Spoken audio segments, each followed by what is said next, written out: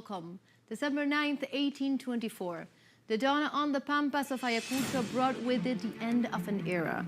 This was the day when the freedom of South America was defined in a battle that not only confronted armies but also ideals. Independence against colonial domination. Today we go back to that decisive day, reliving the events that led to the Patriot victory, the triumph of unity, and the end of the Spanish rule in our region. For this, we connect with our correspondent Rafael Infante in the Pampas of Ayacucho, who relieves this historical confrontation. We are in the early morning hours of December 9th, 1824. Here, on this vast plain surrounded by mountains, two armies with opposing visions of the future of America clashed. The United Liberator Army, commanded by Antonio José de Sucre, despite being outnumbered, had a high morale thanks to the meticulous planning and leadership of the young general, and of Bolívar in the distance. In contrast, the Spanish forces under the command of Viceroy José de la Serna and José de Canterac had the numerical advantage but faced internal divisions and the lack of knowledge of the territory. The numerical difference was evident. How did Sucre handle this disadvantage? Sucre's strategy was masterful. Taking advantage of the high ground and morning fog, he decided to surprise the enemy with a coordinated attack. Who would become the great Marshal of Ayacucho, took tactical advantage of the Spanish mistakes. Sucre's plan focused on dividing and disarticulating the enemy lines. He placed his troops in key positions to maximize the impact of his cavalry attacks, led by William Miller, who played a decisive role.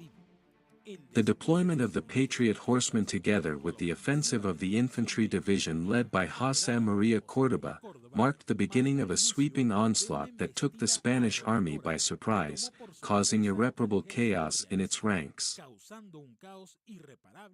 The battle was intense. Tell us how the following hours unfolded. After the cavalry charge, the Spanish flanks began to collapse. The battle became chaotic for the Spaniards, with hand-to-hand combat at various points on the field. Viceroy de la Serna himself was wounded and captured, a devastating blow to the colonial forces. By noon, the Spanish contingents had been completely restrained. The surviving officers signed a capitulation in the town of Quinua, an act that marked the end of Spanish rule in South America. The capitulation document guaranteed not only the surrender of the army, but also the definitive withdrawal of the Spanish troops from Peru and Upper Peru. This was not only a military victory, but also a political and symbolic one. The terms of the capitulation, led by Antonio José de Sucre, were generous. Allowed the Spanish officers to retain their personal freedom, and ensured dignified conditions for the troops returning to Spain. This gesture not only avoided unnecessary reprisals, but also laid the groundwork for a peaceful transition to independence. An emblematic act of Bolivarian peace diplomacy. After the signing, Sucre declared, "I have won, but this victory is not mine, it belongs to the peoples who today are free," and Bolívar, from Lima, wrote to the Senate of Colombia, "The peace of Peru, that our weapons have obtained, by the most glorious victory of the New World has ended the war of the American continent." The surrender of Ayacucho marked the end of 3 centuries of colonial rule. But beyond the military aspect, this event consolidated the independence of South America and laid the foundations for the birth of the new republics. After the battle, Upper Peru would become Bolivia, in honor of the liberator. Moreover, Ayacucho symbolized the ability of the peoples of America to unite and defeat a common enemy. This battle was not only the end of a war, it was the beginning of an era of freedom for Latin America. Today, 2 centuries later, we continue to honor the sacrifice of those who fought for the independence of our region. We conclude this report with the first words written by Marshal Sucre in his own hand to the liberator Simón Bolívar that same day.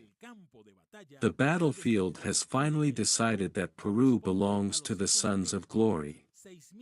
6,000 brave men of the Liberator Army have destroyed in Ayacucho the 9,000 Spanish soldiers that oppressed this republic. The last remains of the Spanish power in America have expired on December 9th in this fortunate field. Ayacucho, the most glorious victory of the world, as Bolívar called it, not only assured the freedom of the Hispanic American peoples, but also became a symbol of unity and resistance. And now we leave with Bolívar's reflection. The glory is in being great and useful at the same time. With this remembrance of bravery and sacrifice, we close our special for the 200th anniversary of the Battle of Ayacucho. May this history inspire future generations to always defend freedom and justice.